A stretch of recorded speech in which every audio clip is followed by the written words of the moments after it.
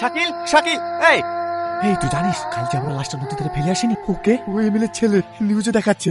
তুই কি বলছিস? তোর মাথা ঠিক আছে তো? আমি এখানে খুন করতে যাব? আমি তো কালকে বিছানা থেকে উঠতেই পারিনি। এই দেখ এটা আর করার সময় না, আমার কিন্তু বিশাল ভয় লাগছে। আমার কথা তোর বিশ্বাস হচ্ছে না? দাঁড়া।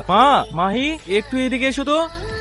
মা, তোমরা টনিকে বলো তো কালকে আমি কোথায় ছিলাম। আর বলো না বাপ, কাল বিকেল থেকে বাবুর খুব জ্বর, সারা রাত ঘুমাতে পারিনি। আমি আর মাহি সারা রাত ওর পাশে বসেছিলাম। তাহলে কাল রাতে যে ঘটনাটা ঘটলো সেটা কি?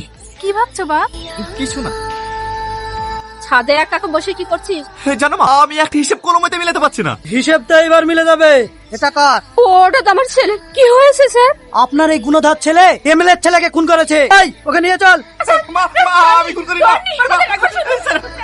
কিরে, ওর দাদা হয়ে গেছিস মনে হচ্ছে। কার কাছ থেকে টাকা নিয়ে এমএলএ ছেলেকে মেরেছিস? বিশ্বাস করেন স্যার। সুমন, টনি তুই?